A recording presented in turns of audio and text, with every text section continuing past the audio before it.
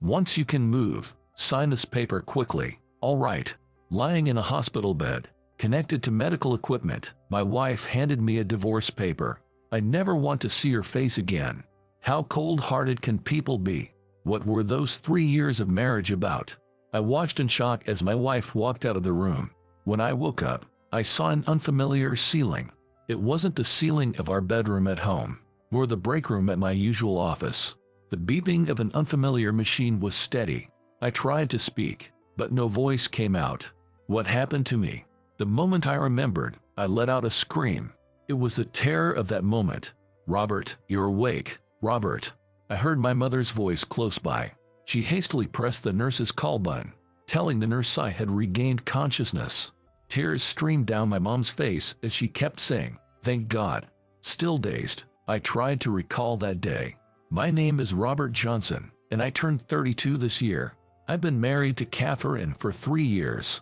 That day was our wedding anniversary. Catherine and I, on her request, had taken a long trip after a long time. On the way back, on the freeway, I was the one driving. I always drive safely and was doing so that day. The nightmare began just after leaving a rest area. I heard the sound of sudden braking, and then a truck came hurtling towards us with tremendous force.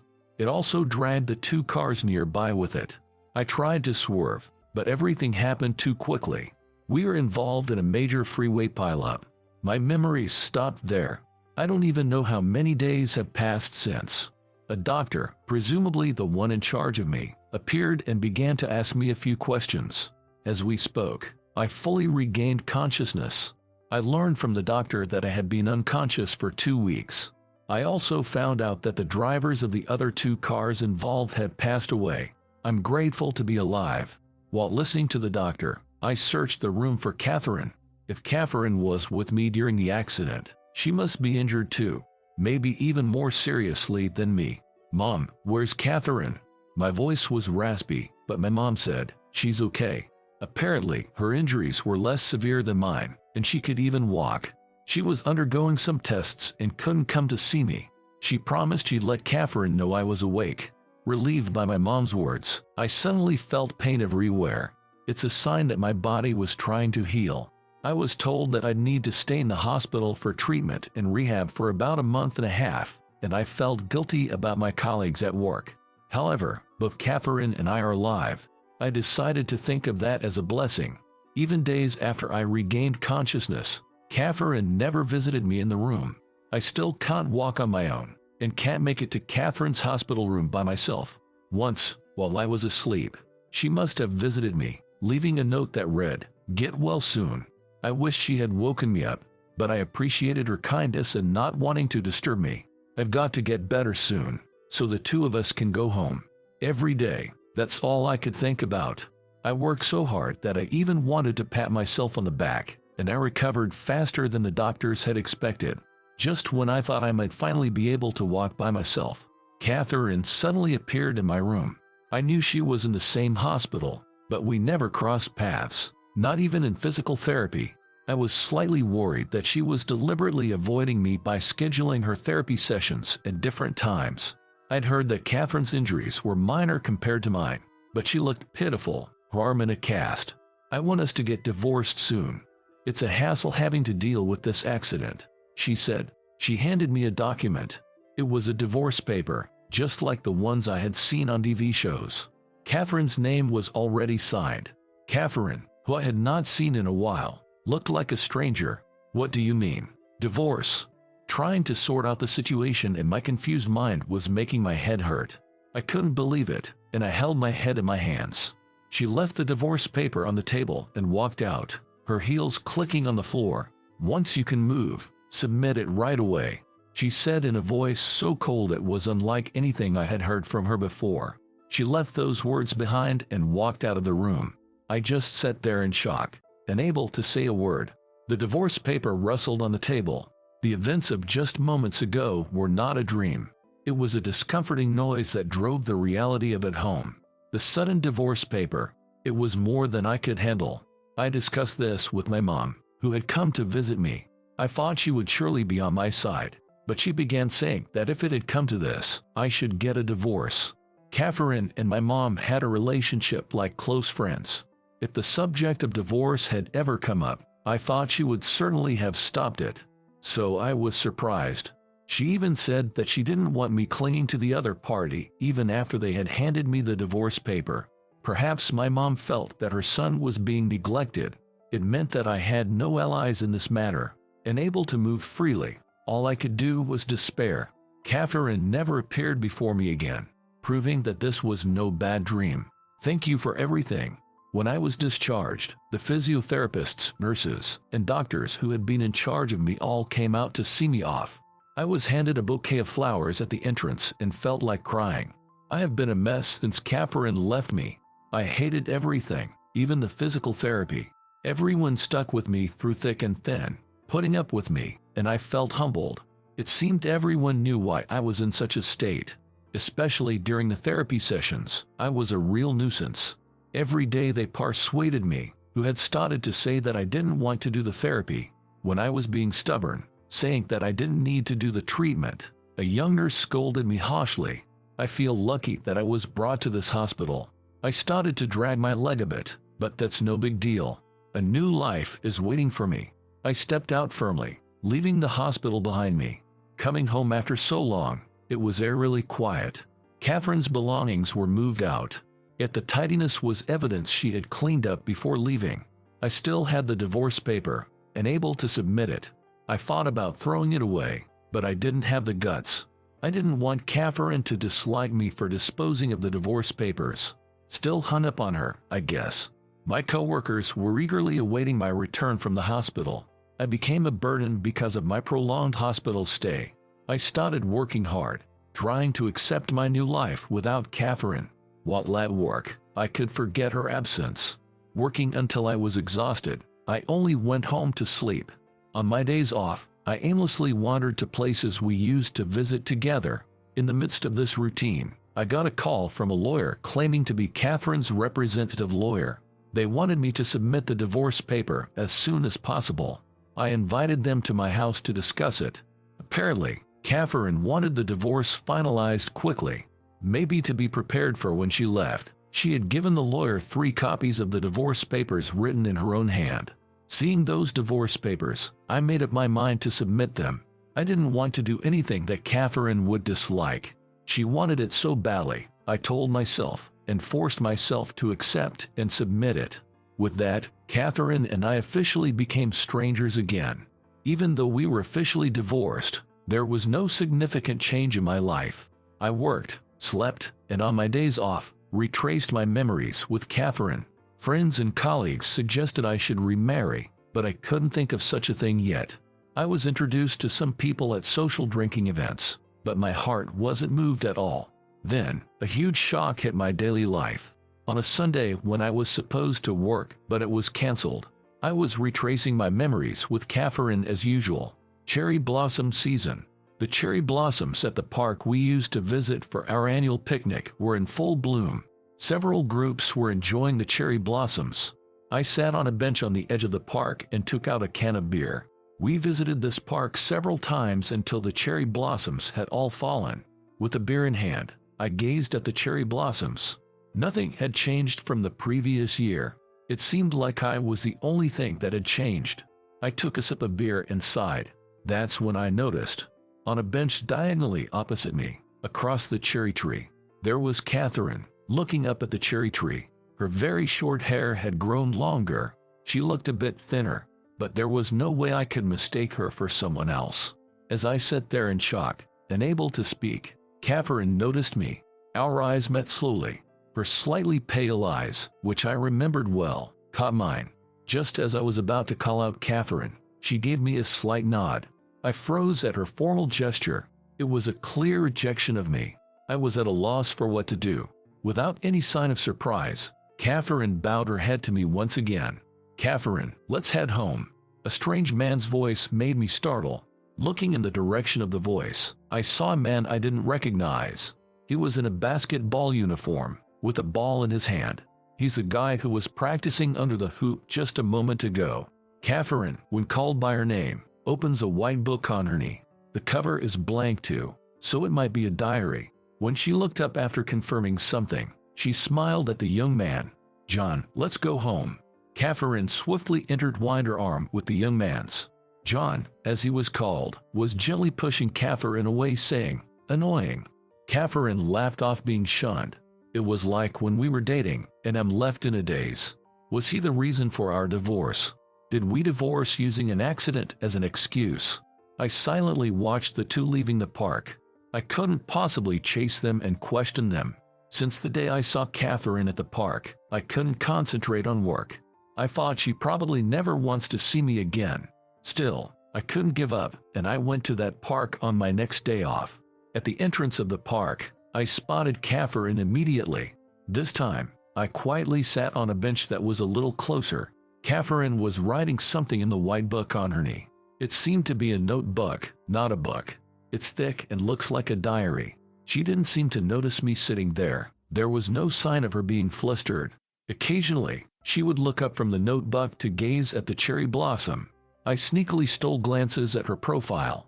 I must have been doing that for about 30 minutes. I mustered up courage to call out to her.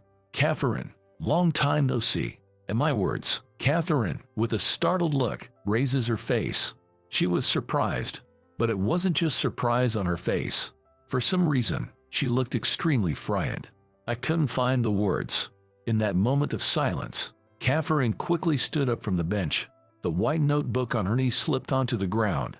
Catherine was backing away from me. By the time I slowly bent down to pick up the notebook, Catherine was no longer in sight. I could see Catherine running around the corner out of the park. She's avoiding me to the point of running away. Feeling completely desolate, I collapsed onto the bench. I felt as though all strength had left my legs. It was like all the energy to live was drained out of me. Only the white notebook that Catherine had been holding was left in my hands. I have to return it if it's important. I casually opened the notebook. Of course, I also had an ulterior motive to find some clue about Catherine's current situation. The notebook, thick as a diary, was densely filled with writing. There it was, the familiar handwriting of Catherine. Yet, its content was unbelievable. As I read on, my fingers trembled with every page turned. What was written was a daily log. It all started from that accident day. On the last page, it read, "The cherry blossoms are beautiful today." Everyday activities were detailed: the time she woke up, who she met, what she ate. She wrote about interesting things she saw on TV. Characteristics and names of people were thoroughly recorded. The content was too procedural to be called a diary. There was no other way to do it. Thinking of Catherine's feelings brought tears to my eyes. On the first page of the notebook, Catherine, waking from the accident, received a doctor's diagnosis. Initially, it seemed she had lost memory of the accident. Memory confusion after a significant accident isn't that uncommon. It would be temporary, the doctor said, but Catherine realized something after that. Her memory was starting to fade more frequently. She consulted the doctor and underwent detailed examinations. There were abnormalities found in the right temporal lobe and the hippocampus, the brain region responsible for memory. This was the cause of the memory disorder. Catherine was aware that her memory was slowly but surely fading. Deciding to divorce while she could still remember me, to not trouble me, to not let me see her forget me. Her unwillingness to hurt me was put into words. Her sudden divorce paper was a form of kindness from her. The next day, I took a day off work and sat on a bench in that park, the Central Park. I have to return this notebook to Catherine. I was certain that Catherine would show up. However, who appeared was a young man who seemed close to Catherine. Spotting me, he walked straight toward me. Looking at the approaching man, he didn't seem older than a college student, tall but still growing into his limbs. "That's Catherine's notebook, isn't it? Thank you for bringing it." The young man said so, bowing his head. Finally, I understood who he was. He had grown up so much in the short time I hadn't seen him. "You're Catherine's nephew, John, right?" Upon my words, he nodded. He seemed to have realized that I was Catherine's ex-husband. As I handed over the notebook, he received it with both hands. "I want to start over with Catherine. Can you arrange a meeting for me?" At my words, he furrowed his eyebrows. The look on his face was that of someone who just got roped into a complicated situation. "That's impossible," starting over. After such a preface, he told me about Catherine's current condition. Catherine's memory disorder had progressed, and now she can only retain her memory for about 30 minutes. After 30 minutes, she would forget everything. But still, I believe I can start over. In a half-yelling tone, I said something that made John give in. I'd like to think it was my persistence that paid off. He asked me to wait a moment, then went to call Catherine. I feared I might be left hanging just like that. But still, I intended to wait until Catherine showed up. About 20 minutes later, Catherine and John appeared in the park. Upon seeing me, Catherine gave a little smile. It wasn't a friendly smile, but a forced one. "Thank you for picking up my notebook," she said. She seemed to have no memory of our previous encounter. She bowed her head as if meeting me for the first time. When I introduced myself, Catherine carefully wrote my name in her notebook so she wouldn't forget it. She repeated my name over and over under her breath. Then, slowly, Catherine's finger traced back through the pages. For a moment, her finger stopped, and she let out a soft sigh. "So you are my husband," she muttered. Those words made my heart jump. My name still existed in a corner of Catherine's memory. "Catherine, let's start over. It'll be all right," I said, looking straight into Catherine's eyes. I've never been so serious in delivering my words. Catherine's gaze fixed on me. There was no sign of confusion in her eyes. "We can't," Catherine muttered softly. "In 30 minutes, you'll be a stranger to me. Please don't disregard my decision from half a year ago." She blurted all at once. It might sound presumptuous, but I had believed Catherine would accept me. I felt as though a bucket of cold water had been dumped on my head. Speechless, I stood still as Catherine began to tear pages out of her notebook. Once she finished tearing out most of the front half, she held it out to me. When I didn't take it, she pressed it against my chest. "This is the end," Catherine said, turning her back to me. All I could do was watch her walk away. The pages of the notebook Catherine gave me were filled with memories of us. How we met, started dating, and got married. Even she wrote the things she likes and dislikes about me. The last page expressed Catherine's anguished decision to leave me. I trampled on those feelings. Regret washed over me, but it was too late. There was only one path left for me. From then on, I became a friend of Catherine's. Whenever we crossed paths, I'd say hello and make small talk. Catherine, after a few times, revealed her memory disorder to me. In Catherine's world, after tearing out those front pages, I no longer existed as her husband. Everything would start from scratch. There's a chance Catherine might fall in love with me again someday. I intend to wait until that moment comes. If such a miraculous moment ever arrives, I think I'll believe in the existence of God. My name's John. I work at a normal corporation. By the time I hit 28, most of my peers are looking to upskill, or, in their personal lives, they start thinking about getting married. It's not that I lack ambition, but I feel like if I can maintain a stable lifestyle by doing my job decently, that's good enough for me. What about marriage, you ask? Well, I don't have anyone in my life right now. Romance and love are just not in the cards for me. I may sound cheerful, but let's face it, I'm not what most would consider good-looking. With this appearance, who would approach me? But I guess to my parents, I might still look cute. Growing up, I was always told how adorable I was. So, I never really thought of myself as unattractive. But that changed in the 4th grade. That was the first time someone mocked me, saying, "You're so ugly." That day, I went home and asked my mom, "Am I ugly?" And my usually cheerful mom, her face went red with anger, who said that about my precious, adorable son. I was shocked by how fiery she became. "You look just like your dad, and it makes you even cuter," she said, hugging me and patting my head. But as time went on, I started to realize that I might not be that handsome after all. I've been told I look like my dad. Growing up, neighbors and mom's friends would often say, "You look just like your dad." Back then, I was proud to resemble my strong dad, but I guess they didn't mean it in a good way. Now, my mom, she's incredibly beautiful. Long eyelashes, a perfectly straight nose, and she looks so young that sometimes people think she's my sister. My dad, on the other hand, a rugged kind of look. It's pretty obvious who I take after. It really hit me during my teenage years. Looking in the mirror, I noticed my eyes resembled my mom's, but overall, I looked just like my dad. That was also when I realized how low I ranked in terms of looks. But even in my teenage years, I had crushes. I once mustered the courage to confess my feelings to a girl named Nancy. But it hurt when she turned me down. "You're such a kind person, John, but I'm sorry." I was turned down. I later found out the reason she declined was indeed my looks. And soon after, Nancy started dating the most handsome guy in class. By that time, when I looked in the mirror, I could clearly see I'm definitely not like that guy.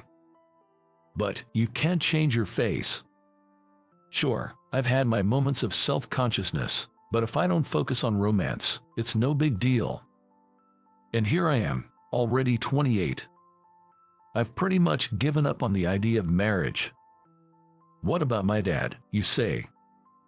Well, he just got extremely lucky. Not only did he get married, but he also won over a beauty like my mom. And if anyone's more smitten, it's my mom. My husband is the most handsome man in the US, no, in the whole world. I grew up hearing that all the time. And she still says it, with a kind of love that's almost unfathomable. I'd say he's head over heels for her, in a way that's downright baffling. It's nice that they get along well, but honestly, I doubt anyone would ever feel that way about me. Even though I'm not the best looking, I'm grateful for being cherished as much as I am. Such is my life as a working professional. Of course, I'm diligent in my duties, but sometimes the office buzz can be a bit much. "Hey John, got a moment?" she called, and I quickly rushed to her desk. "Sorry, can you sum this data up ASAP? I want to head to the client by early afternoon. Also, John, you'll be joining me. Thanks." Before I could even reply with understood, Michelle was off. Then from around, I heard, "Lucky you." What, aren't I the chosen one today? Damn, John's the one today. Jealous. Such envious voices centered on me. Today, by chance, Michelle called for me, but whoever gets called by her becomes the envy of the office. Just the sound of her calling someone's name, and all eyes are on her and that person. But it's mostly the male staff doing the looking. The female staff just give the men a cold look. Occasionally, there's a sigh from the women, seemingly bewildered by the scene. Reason being, Michelle is a striking beauty with a fine complexion, clear features, and a petite face. Be it in the office or downtown, I doubt any man can resist a second glance. She's friendly, highly skilled, and efficient. She's adored even by the female staff and is quite the office icon. "John, we may have an early lunch, but would you like to join me? We can head to the clients afterward." I responded, quickly packing the necessary documents into my bag. No way, lunch with the manager makes me jealous. Just being invited to lunch by Michelle, and everyone's gaze felt even more piercing. But I couldn't let it bother me. "Excuse me, I'll be back." Nodding to a senior I met eyes with, I quickly followed her. When you share tasks with Michelle, occasionally, you get to have lunch together. Everyone's waiting for their chance, and I'm well aware. Such was her popularity in the office. Of course, I respect Michelle and think she's pretty, but not anything beyond that. Because I doubt she'd ever see someone like me in a romantic way. But it's not all fun and games at work. One day, an issue arose at work. A problem that angered a client. Debate raged about who caused the issue, with senior staff passing the blame, As the argument heated up, somehow, I was made the scapegoat. Honestly, I was barely involved, and a senior was the one who messed up. With other tasks on my plate, squabbling over this seemed pointless. Being the junior in the team, I thought it best to just shoulder the blame. It was my mistake, I'm sorry. I went to apologize to the section manager. "Oh, you again," he said, giving me a stern reprimand. Meanwhile, Michelle, who'd been out, seemed to have returned and overheard our conversation. "Excuse me, section manager, is this about the complaint from Company A?" I turned to see Michelle standing behind me. As the section manager confirmed, she nodded a few times, sighing deeply. "Section manager, you're reprimanding the wrong person." After Michelle said that, she briefly told the section manager everything she knew and who had mainly caused the problem. As soon as the section manager's anger shifted, Michelle turned to the seniors. "You guys, aren't you ashamed to push it onto a junior colleague? You only take credit for the good parts and need to stop covering your own backs." Her voice echoed.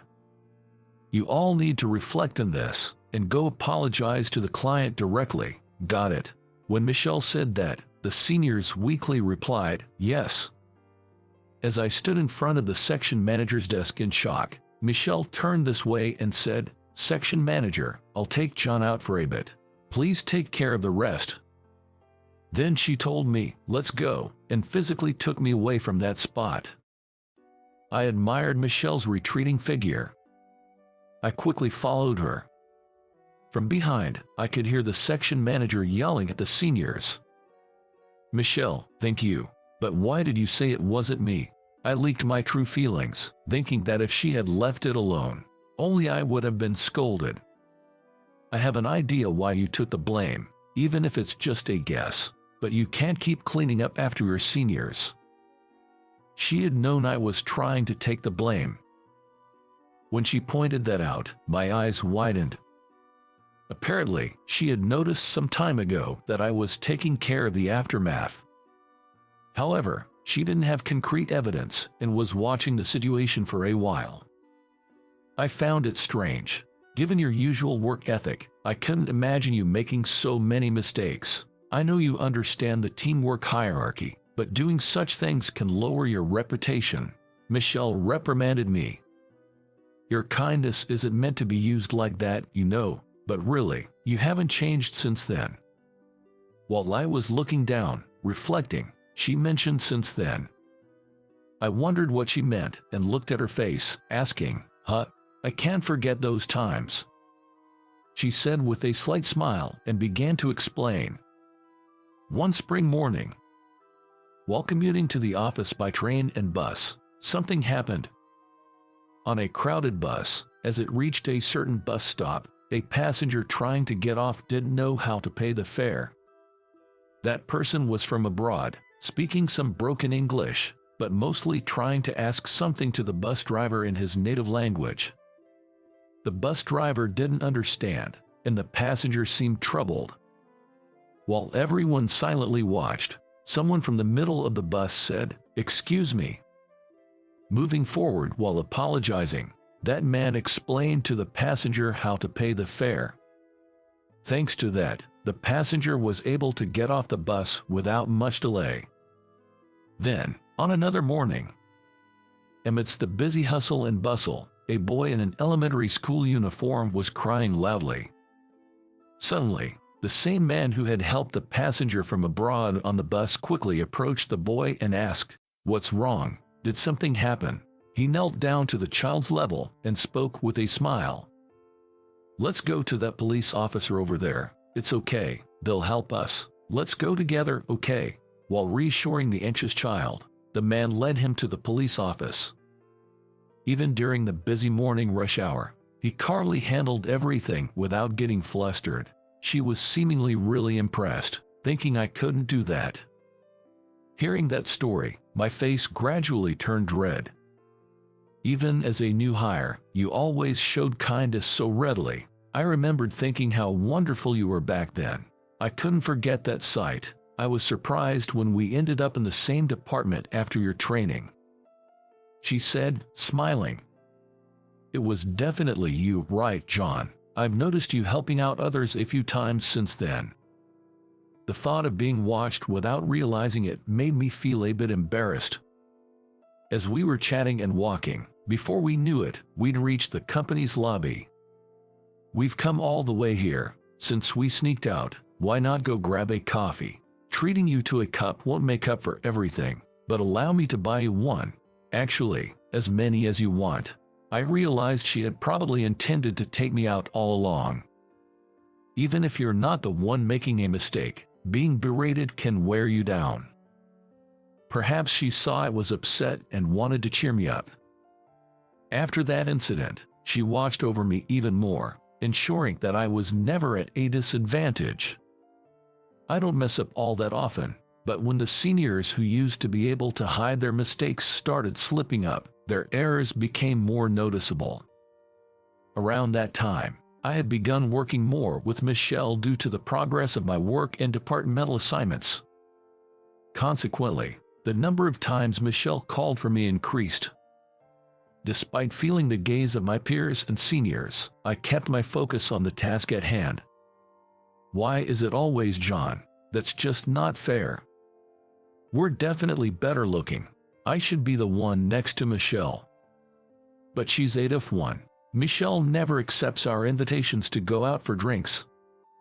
I was about to head into the break room for some coffee when I overheard these conversations from my seniors and colleagues. I hesitated, not sure if I should walk in. As I pondered what to do, scratching my head, I heard footsteps from behind. "All right, you folks, if you've got time to chat here, get back to work." She clapped her hands, signaling everyone to leave. The guys murmured, "Oh, shoot," quickly extinguishing their cigarettes and rushing back to their desks. Michelle caught my eye as I watched the entire scene. "Did I scare you a bit?" she asked, playfully sticking out her tongue with a shy grin. Both of us grabbed our coffees, and just as we were about to get back to work, she said, "Oh, John, are you free tonight? How about we grab dinner? We worked really hard yesterday, so it's kind of a thank you dinner. What do you say?" Invited by Michelle, I decided to join her for dinner. She has this habit of treating her subordinates to meals after finishing big projects. Given that I often work alongside her, we've had dinner a few times. Remembering the conversation from the seniors earlier, I thought it best to keep this dinner a secret. And on our way back from dinner, instead of heading straight to the subway, Michelle suggested, "How about we chat a bit more in the nearby park before heading home?"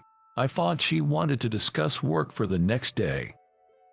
We sat on a bench in the park, toasting with coffees we'd bought from a vending machine. I took a sip, waiting for her to speak.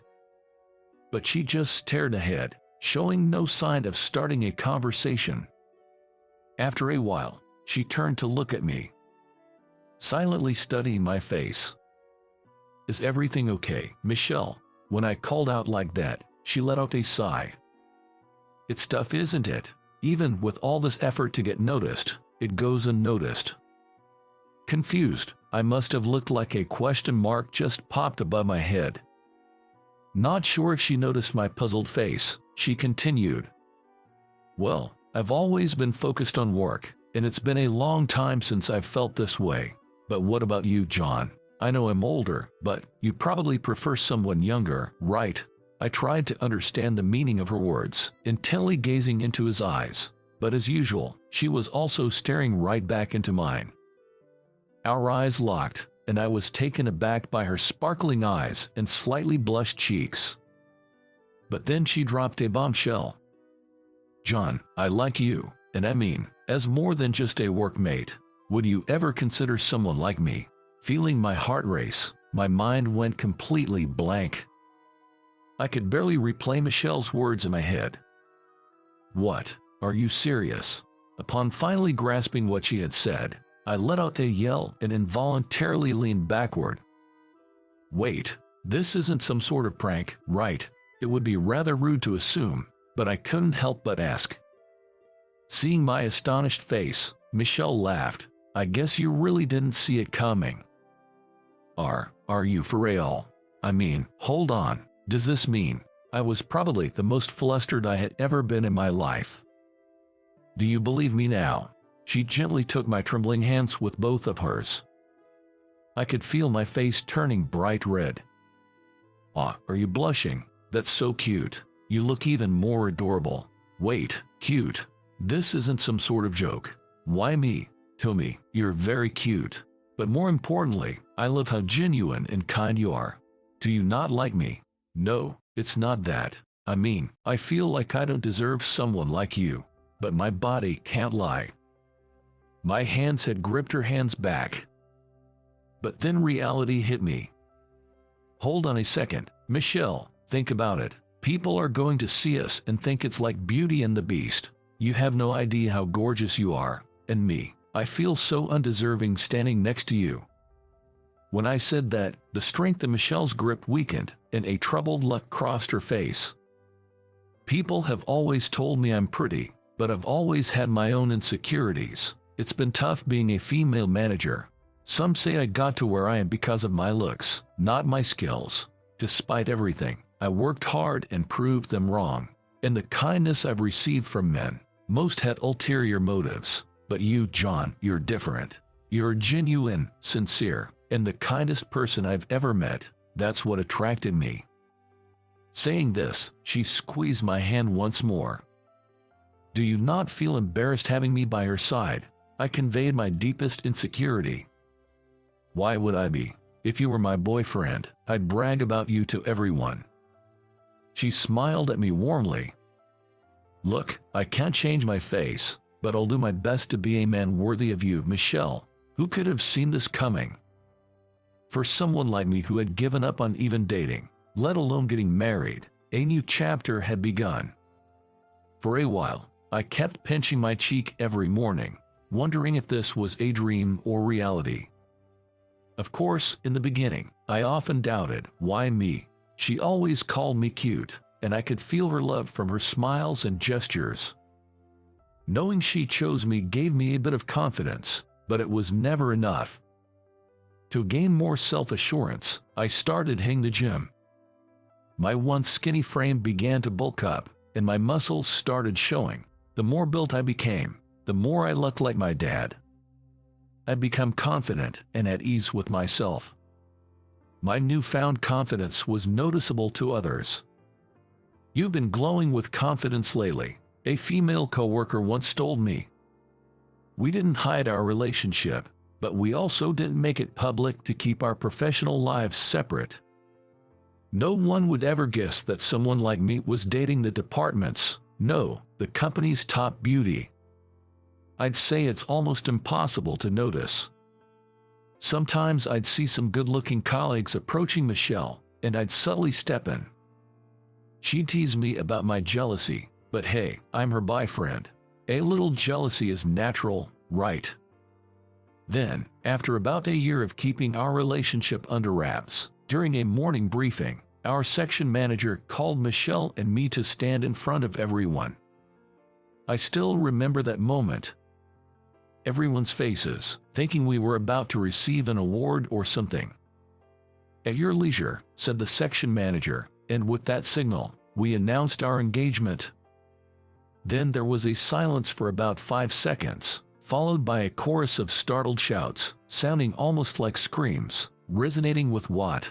Michelle, trying to lighten the mood, said, for professional reasons, I'll keep my last name as Taylor. Thanks for understanding. But as they saw the ring shining on her left finger, a few male colleagues looked as if they were about to faint. In just one day, it felt like I heard a lifetime's worth of no way. Why him? About a year and a half after the engagement announcement, my wife went on maternity leave. By that time, I had gained confidence, and my work performance improved significantly. Of course, I no longer had to clean up after my colleagues. The label of being incompetent was shed with my accomplishments, and the misunderstandings with my bosses were cleared up. After her maternity leave, I was promoted as manager. Work's going great. And home life, absolutely wonderful. The unexpected joys that came into my life have warmed my entire being. By the way, not too long ago, I finally mustered the courage to ask my mom, "Why did you choose Dad?" Turns out, the reason my mom fell for my dad and the reason my wife fell for me was the same. My dad was always kind to everyone and would subtly help those in need, which my mom noticed countless times. And back then, even though my mom was quite the catch, it seemed the only man who approached her without ulterior motives was my dad. Maybe that's why my wife and mom get along so well. Now, instead of a mother-daughter relationship, they seem more like best friends. While some families might struggle with in-law issues, it looks like we're in the clear. They often tell each other, "We're so lucky to have such kind husbands," and brag about their husbands. Hearing that makes my dad and I a bit embarrassed, but I guess it's also a kind of happiness. And then, we were blessed with a beautiful baby. She looks like my wife, with sharp and clear features.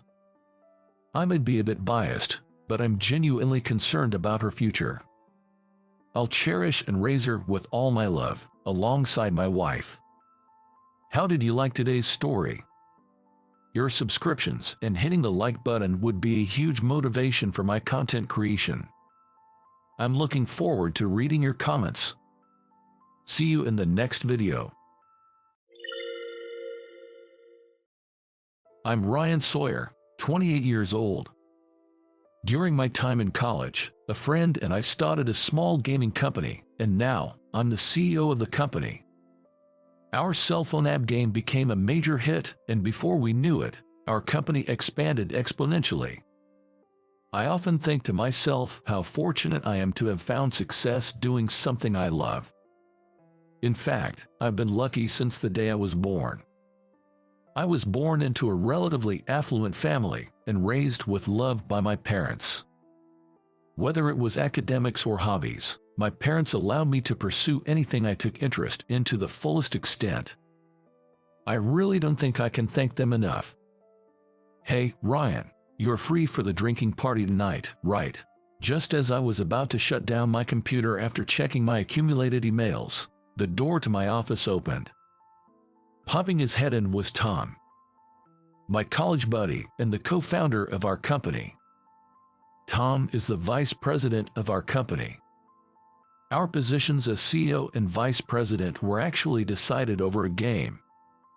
So those positions don't really hold much power. "Sure, I'll be there," I replied. When I responded, Tom playfully frowned and made a face as if he was not pleased.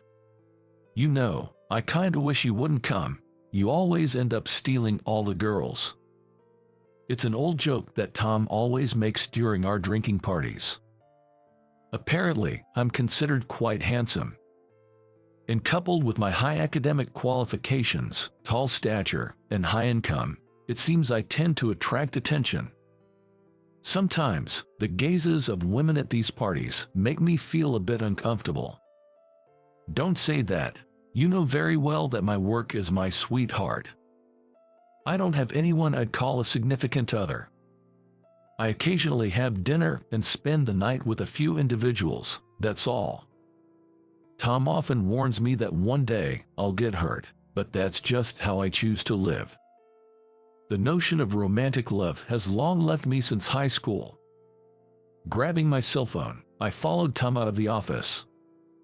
I wondered who I'd meet today. That thought made me a little excited. This gathering of young entrepreneurs is a regular event. Although it's difficult to attend every time, I make it a point to show up as often as I can. It's a great place for us to exchange information. Moreover, many people bring along cute girls, making it a venue for new encounters. Today too, there were cute girls such as the executive assistant of a major trading company's CEO and a PR girl from a famous clothing brand. While everyone is enjoying themselves, I can tell that the girls are sizing us guys up. It can't be helped, considering the circumstances, but it also feels as though this approach wastes the potential of these encounters.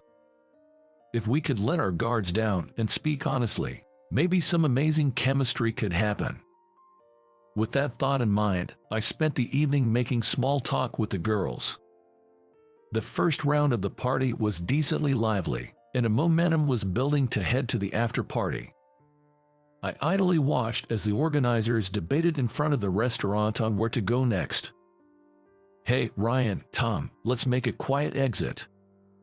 The one who whispered this to me was no other than Ethan, the CEO of a major apparel company. A bit older than us, Ethan was the leader-like figure among young entrepreneurs.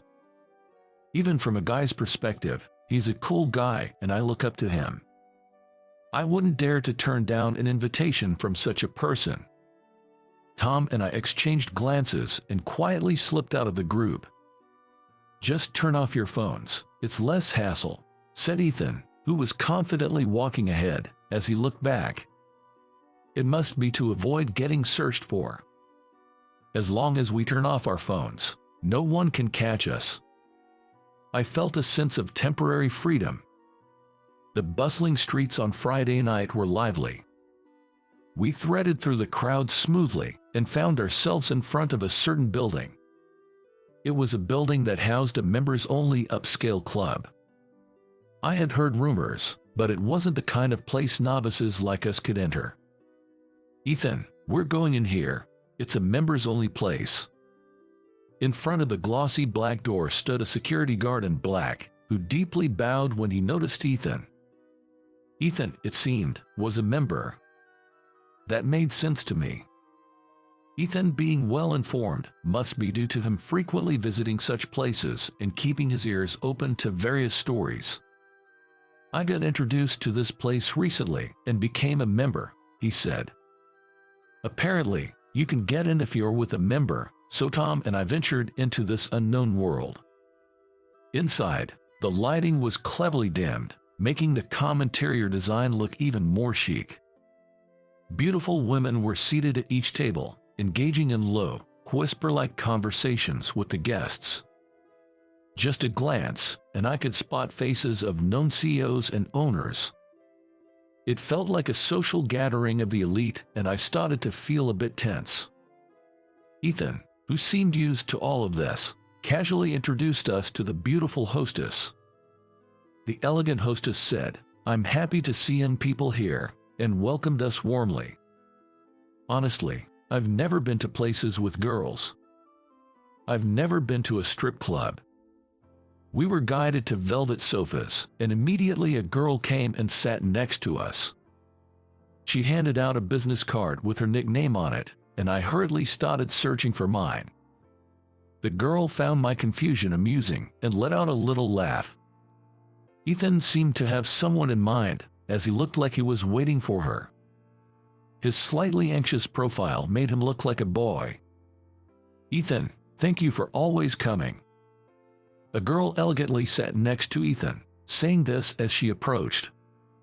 Her slim shoulders were revealed by a navy blue dress that suited her fair complexion well. "Nina, we've kept you waiting. I've brought along some juniors today," Ethan said, introducing us to Nina. Nina bowed her head to us with a cheerful smile. Of course, Nina would likely be her work name, but it suited her well. "Nice to meet you, I'm Nina." When she raised her face after saying that, I caught sight of Nina's face and almost let out a surprised, "Oh." The person standing before me was my high school friend, Lisa Thompson. She looked different, but I was sure it was her. "Wait, Lisa Thompson, right?" I tentatively asked. Nina responded with a grin, evading my question by saying, "Who knows? Perhaps it might be a nuisance to mention her real name here." So, I decided not to push any further. Nina is apparently a popular hostess at this club. Even after she joined us at our table, she was called to various others, busily moving around for greetings and send-offs. Despite the hectic environment, Nina never let her smile fade. She generously offered her beautiful smile to everyone. The woman in front of me was the exact opposite of the Lisa I knew. After all, I've only seen her smile once. The impressions were so far apart that perhaps I had the wrong person. By the time we were leaving, I had come to this conclusion.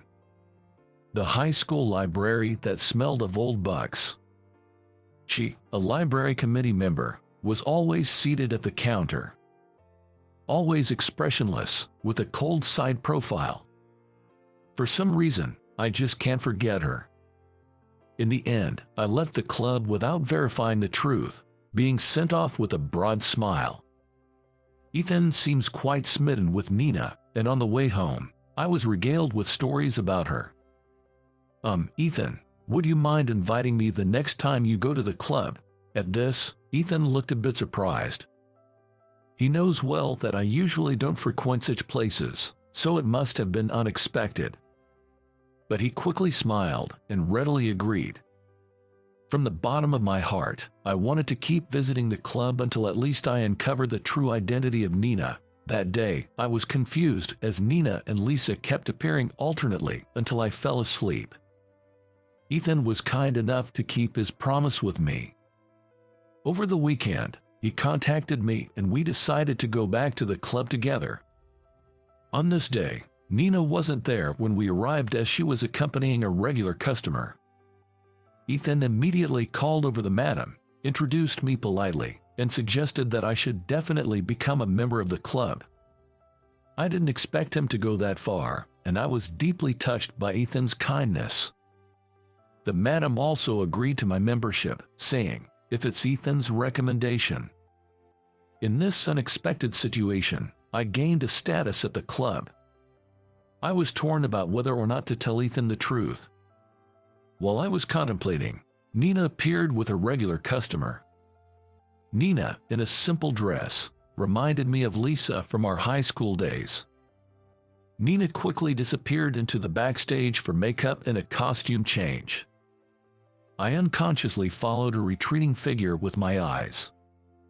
Ethan seemed to notice it.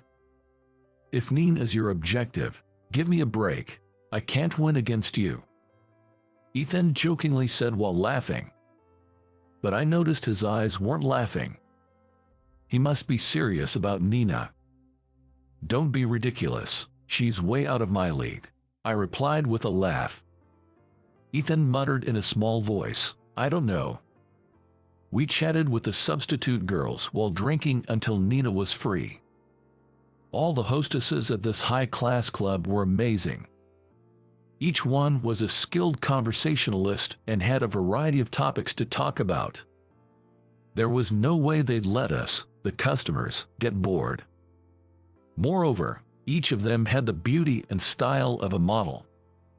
I was almost distracted. While I was chatting with the substitute girls, Ethan's phone rang. He was about to hang up, but his complexion changed slightly when he saw the caller's screen. I need to take this outside, he said, and left the club. It must have been an important call. The problem was that I was left alone. This was only my second time visiting a place like this, and I was left feeling out of place, unsure of what to do. Ethan returned after about 5 minutes, but apparently some problem had occurred at his company. He said he had to return to the office immediately and left the club reluctantly. Just before leaving, he told me that he had paid for everything that day. Just as Ethan left, Nina came to my table. Sorry for the wait. It's your second visit, right? Thank you so much, Nina said with a smile as she smoothly replaced my glass. Sure enough, I saw glimpses of the Lisa I knew. When the helper left the table and it was just Nina and me, I decided to ask her directly. You're Lisa, right? The one who was on the library committee in high school. Instantly, Nina's smile faded from her face. It's a mixed blessing to have good intuition and a good memory, Ryan, she said. There was Lisa, the girl I knew so well. Even with her makeup done beautifully and dressed up in a dress, her cold side profile was the same as before. I felt a little relieved. I wonder why I can't ask why, I said. The Lisa I knew was a top student in school. She was the kind of student who was expected to receive a scholarship for university. But according to Ethan, she had dropped out of high school and was working hard. Please don't be interested in me. Don't interfere with my work because of your nostalgia. That's a meaningless emotion, Lisa said while avoiding my gaze. Then she raised her hand towards the waiter. Please take him home. Thank you. Just like that, I was forced to leave the club by Lisa.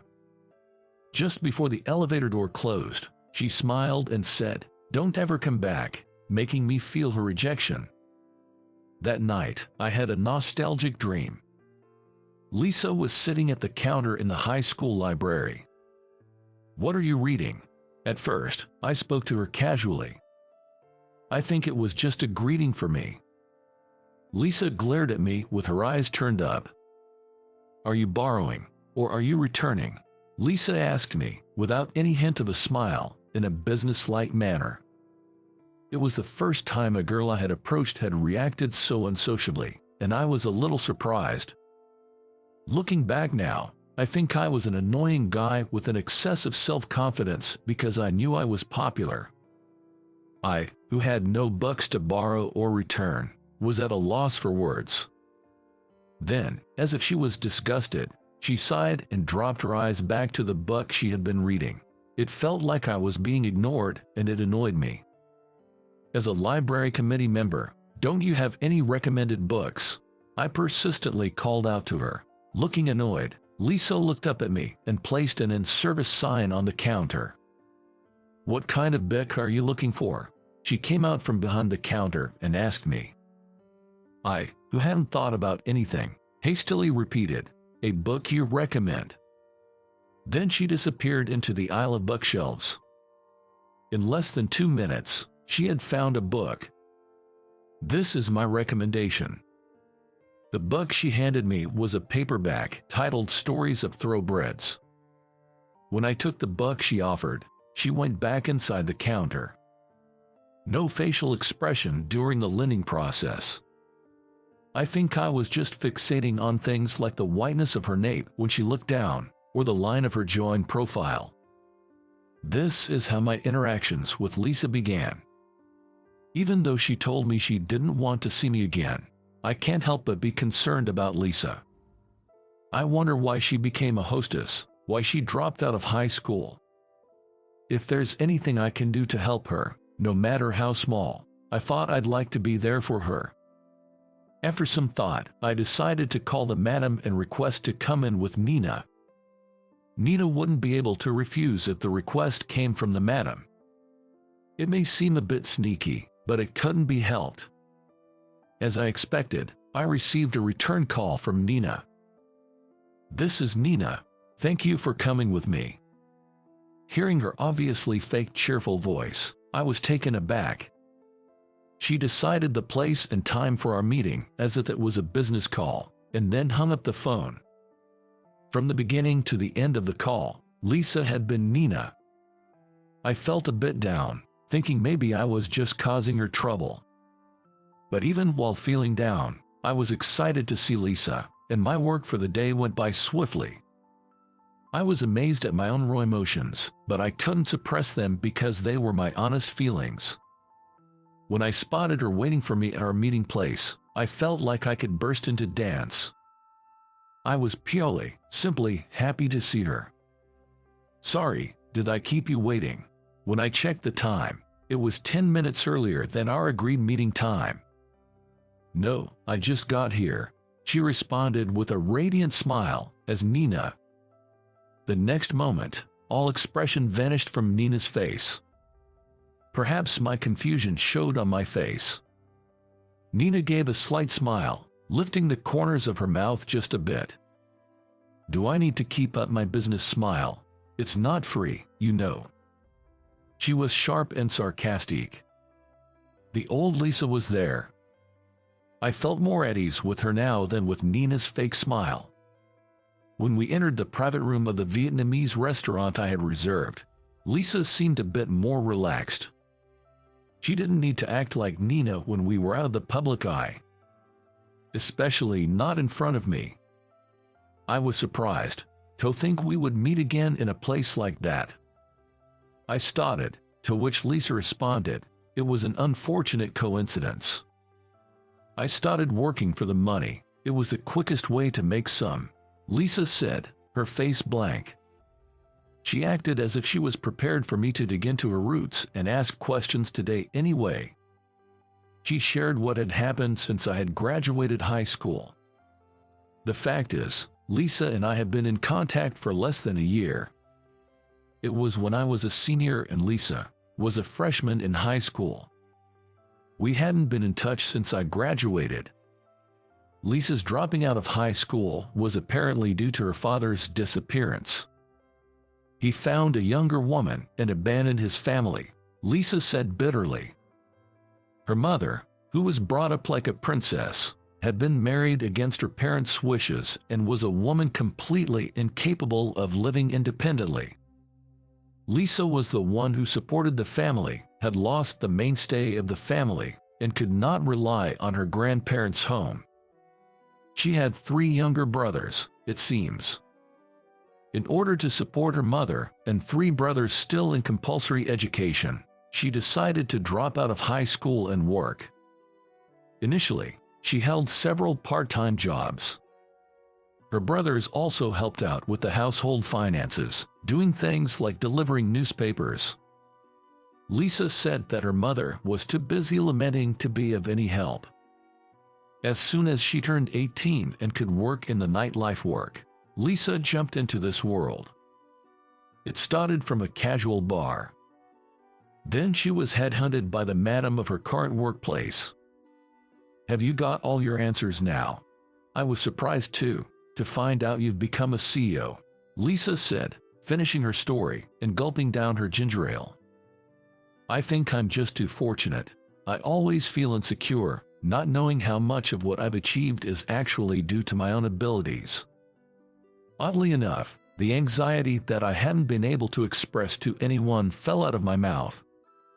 Lisa looked at me with a surprised expression. Sorry, forget it. It's just my ramblings." Embarrassed, I tried to play it off as a joke. "Listening to complaints is also part of my job. It's not for free, though," Lisa said with a gentle smile, which I didn't think was her usual business smile. It was the smile of Lisa that I had seen only once during our school days. Then we chatted a little bit about the old days, I think. In reality, my head was so messed up that I don't remember what we talked about. But just before we entered the club, Lisa said something that stuck with me. "Look, I'm not ashamed of who I am now. I just don't want people who knew me in the past to see me as I am now. I feel like that's disrespectful to the people at the club and to the customers, but I can't help feeling that way." Before I could say what, Lisa forcefully pushed open the door of the club. A subdued buzz, punctuated by quiet laughter, came from inside the club, accompanied by jazz music, the dimly lit floor, and the scent of expensive whiskey. As soon as Lisa stepped foot into the club from the door, she transformed into Nina. She looked at me with a full smile. "Please wait for me at the club. I feel like drinking champagne tonight," she said charmingly before disappearing into the backstage. The bartender gave her a smile, saying she knows how to get what she wants. "Huh? Yeah, I guess so." All I could do was return an embarrassed smile. It felt like everyone had some kind of inner contradiction that they couldn't fully come to terms with. It's been a few weeks since I started going out with Lisa.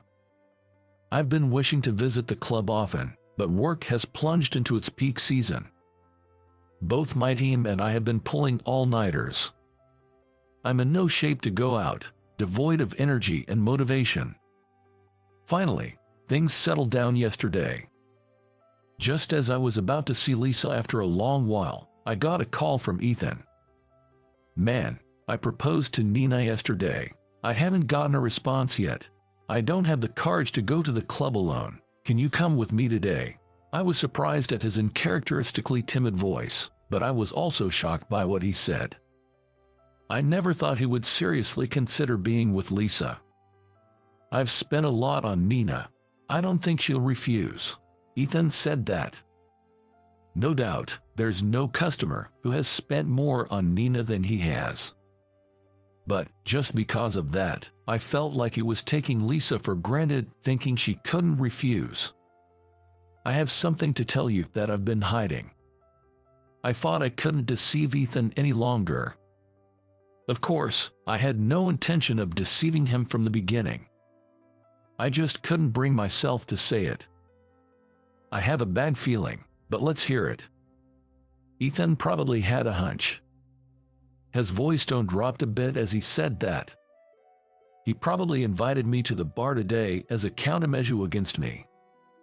Nina and I have known each other since high school, and she's the one I've always had feelings for. I don't want to interfere with your proposal, but please give me a chance to.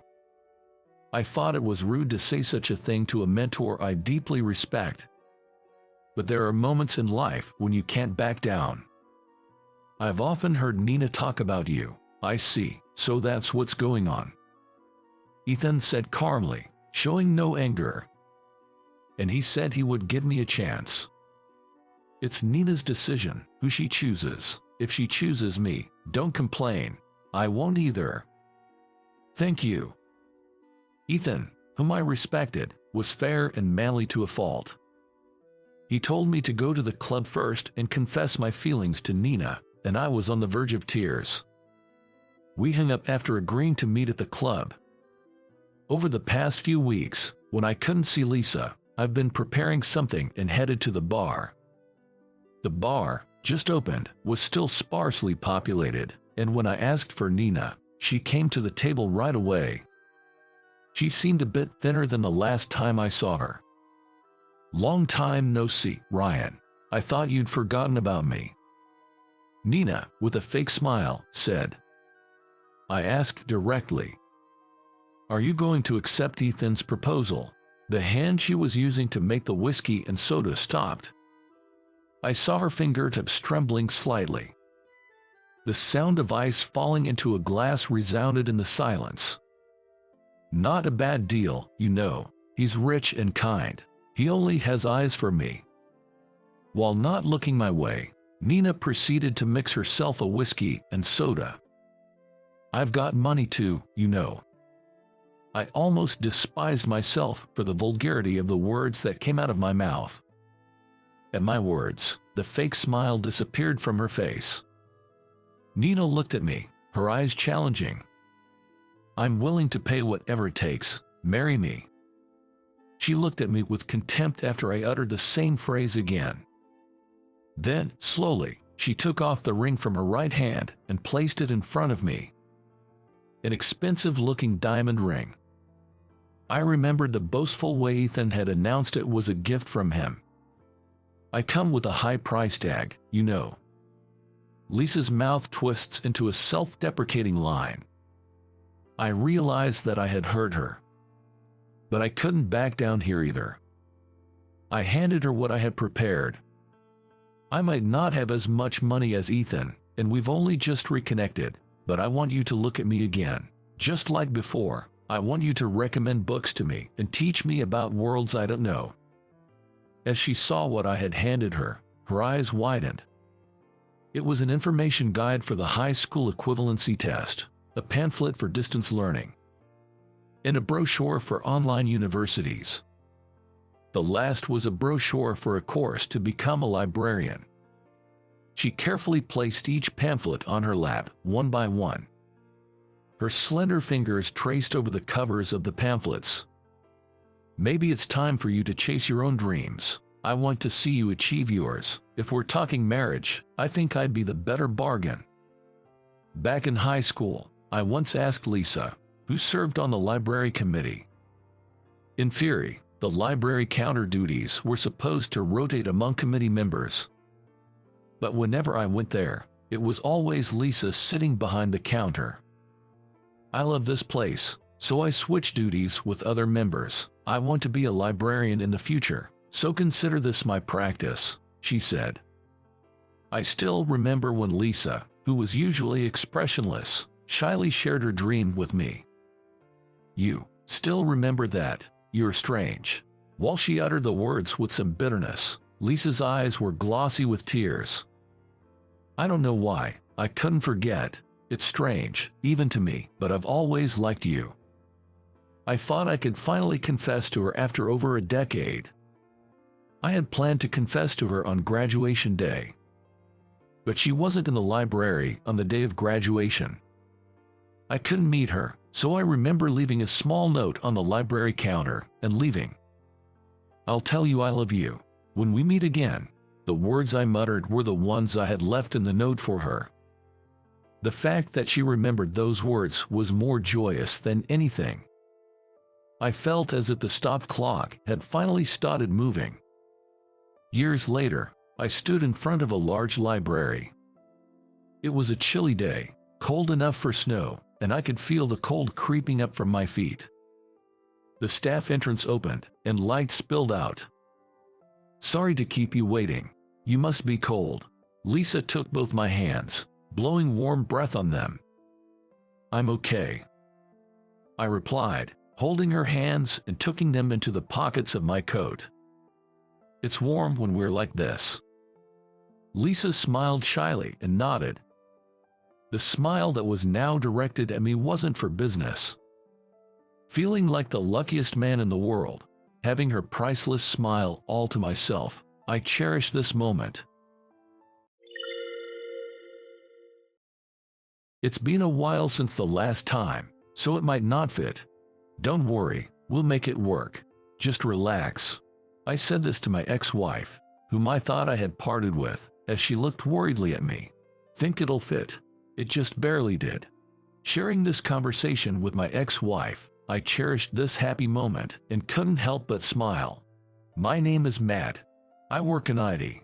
Feeling the strain of sitting at a computer every day, I've recently started walking a block to get some exercise. Today, I left work early, and the sky is bathed in the colors of the setting sun. Walking down a quiet main street, I caught a glimpse of my reflection in a shop window. I made her eyes smile at my slightly wrinkled suit and checked my hair. There was an empty earrings hole. Maybe it's starting to close up. I really should wear something in it. I smirked. It's not prohibited at work, and I thought maybe I should wear something subtle. Realizing I had finally come to terms with the thought, I laughed at myself. The reason I got earrings. It was because of my wife. No, my ex-wife, Karen, who couldn't wear her wedding ring all the time. She wanted to wear earrings instead. When she said she couldn't wear it, it might be misleading. According to Karen, wearing it on my finger, I might lose it, and it gets dirty, doesn't it? I want to take care of the ring you got me, Matt, she said. So, we decided to wear less tarnishing earrings in place of our wedding rings. Neither Karen or I had ever gotten earrings before, and we both shouted in pain when we did. Together, we continued to wear subtle yellow stone earrings, saying ouch and it hurts.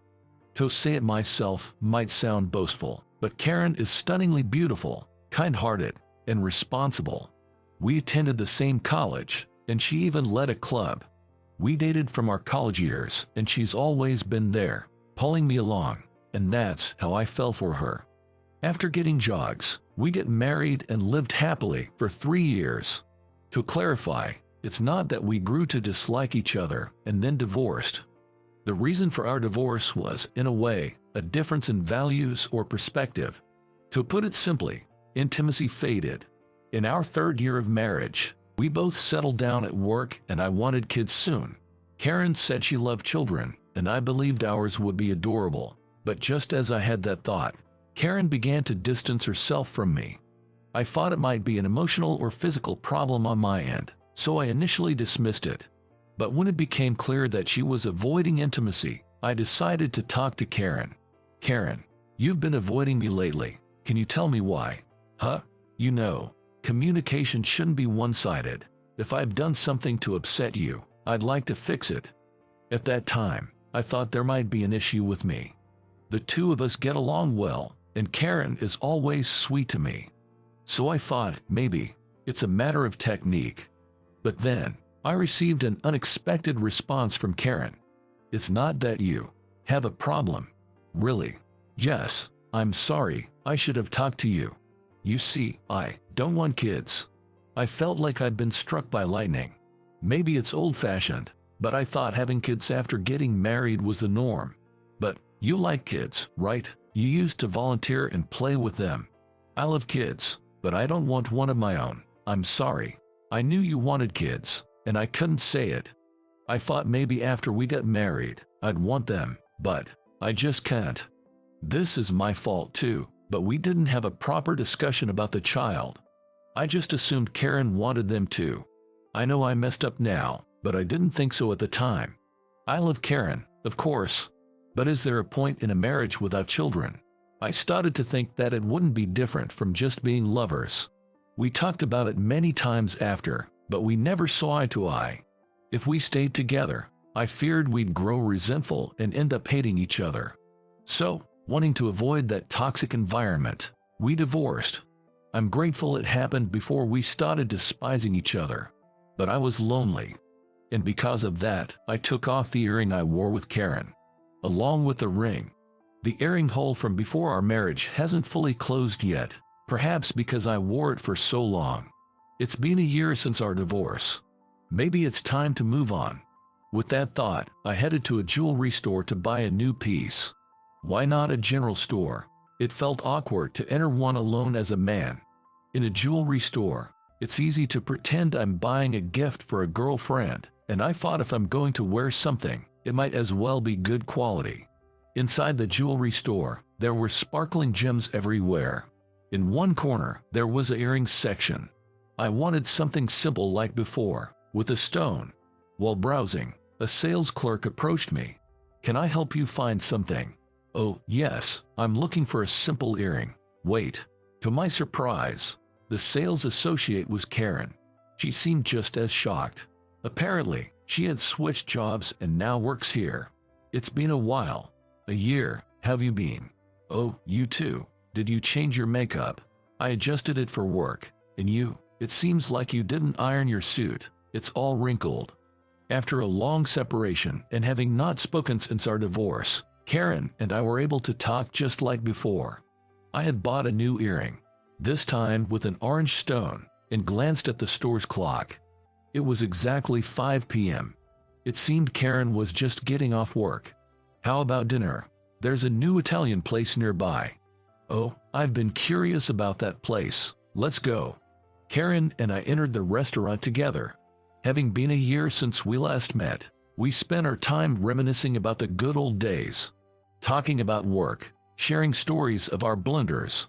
Even though we sat down for dinner, we got so caught up in our conversation that before we knew it, it was pitch dark outside. I really should head home, but to be honest, I feel like there's so much more to talk about. It seemed Karen felt the same as she invited. "Why don't you come over to my place? It's close by." I didn't have a reason to refuse, and it didn't seem like Karen had a new boyfriend. With both of us having the day off tomorrow, I ended up staying at Karen's. Things might have progressed quickly, but considering we spent 3 years of married life together, it just felt natural. We talked until the next day. So, one of my juniors mistook gravy for coffee. It was hilarious. I burst out laughing. "Haha, why do you even have gravy at work?" It felt good. It was as if we were back in our college days, and it put my heart at ease. This past year, the loneliness I had felt was gone. I realized I still loved Karen. And now, I see how selfish my thinking was back then. "Karen, Joe, what's up? I know it's late, but I want to apologize to you. If I miss this chance, I might never be able to convey my feelings." I looked straight into Karen's eyes. Karen seemed to have an idea of what I was about to say as she gazed back at me. I was foolish. I was so obsessed with the idea of having kids that I never considered your feelings. You're the one who would carry and give birth to our child. It'd be a huge responsibility for you, and yet, I never had a proper discussion with you about it. I'm truly sorry. I bowed my head to Karen. Being able to talk to her again made me realize the significance of her presence in my life. At this point, even if we didn't have kids, as long as I can be with Karen again, that's all I want. I also wanted to talk about that, and Matt, I owe you an apology too. I was scared to tell you the real reason I didn't want children. Karen began to speak softly. You know I have a younger sister, right? Yeah, there's quite an age gap between you two, right? 6 years. When I was 6, I hurt her. The story from when Karen was 6 years old continued. Karen deeply adored her newborn baby sister. One day, when their mom stepped out briefly, the baby began to cry. Back then, I thought she was missing mom and felt lonely. So even though I was told not to, I wanted to comfort her and picked her up. However, a 6-year-old girl can't suddenly carry a 2 or 3-month-old baby. Trying to console her crying sister, Karen tried to imitate how adults hold babies, but during that attempt, she accidentally injured her sister. I lost balance because I was being careful with her wobbly head. She hit her arm against the wall. Thankfully, it wasn't a serious injury, but one wrong move and she might have broken a bone or gotten more hurt. I shouldn't have tried to carry a baby with such a delicate neck, especially at my young age. Seeing her cry continuously because of the pain scared me. I realized how fragile babies truly are. After that incident, Karen developed a trauma towards holding infants. I love kids, but I can't help but fear that I might hurt them again. It was terrifying.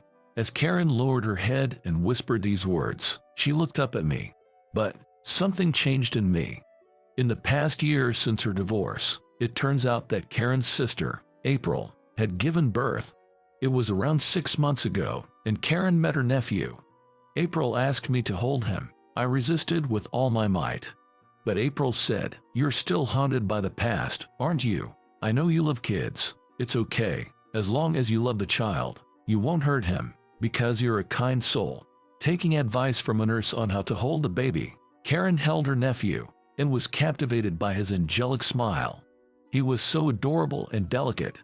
Holding him, I felt how precious a baby truly is, and it reminded me of you, Matt. I did want to have a baby with you. After the divorce, I regretted it. I just listened quietly, deeply respecting Karen for overcoming her long-held trauma.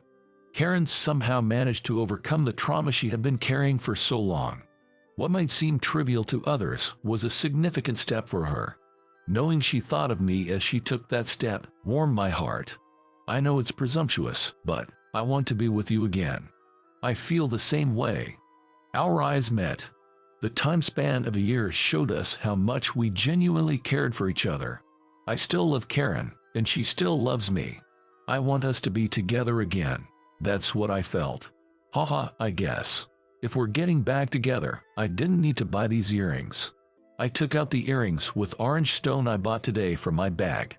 If I'm with Karen, I can wear what I used to every day. Shrugging about its newfound redundancy, she said, "Actually, I bought the same one." What? Karen laughed as she took out the exact earrings. If we're getting remarried, our commemorative earrings should be our second set, right? I couldn't help but laugh. It had been a while since we wore earrings. Come to think of it, Karen was the one who put on my previous earrings. Hey, put it on for me, please. Karen showed her ear, pleading. I found it endearing and moved closer to her, saying, all right. But it's been so long, it might not fit. It's okay, everything will be fine. Just relax, I said as I touched Karen's earlobe and put an earring through it. You think it'll go through? It was a close call. Really? Glad it wasn't closed up. Now, Karen puts an earring through my ear. The new earrings feel foreign, but they are more than perfect to commemorate our new beginning. Years later, in my arms, there was a tiny life. Thank you, really, thank you, Karen. Oh stop, you are crying too much. After remarrying, we had decided, after discussions, to have a child. Of course, we didn't push it. We just hoped for it. So for the first few years of our marriage, it was just the two of us. Then, this year, Karen's pregnancy was discovered. After a difficult labor, Karen let me hold our daughter. We'll have to take the earrings out for a while. It's risky if she pulls on them. True, the holes might close up this time. Karen, laughing joyfully, gazed at me and our daughter. Seeing her so happy and our daughter's innocent smile, surrounded by the two of them, I feel truly blessed. If they close up, let's get earrings, matching ones with our daughter. Haha, sounds good. But what if she throws them away during her rebellious phase? I turn pale. I can't bear the thought of being rejected by such a cute daughter, but it's a rite of passage for all fathers. However, this I can promise. No matter what, I will protect both of you. I vowed this to my smiling daughter in Karen.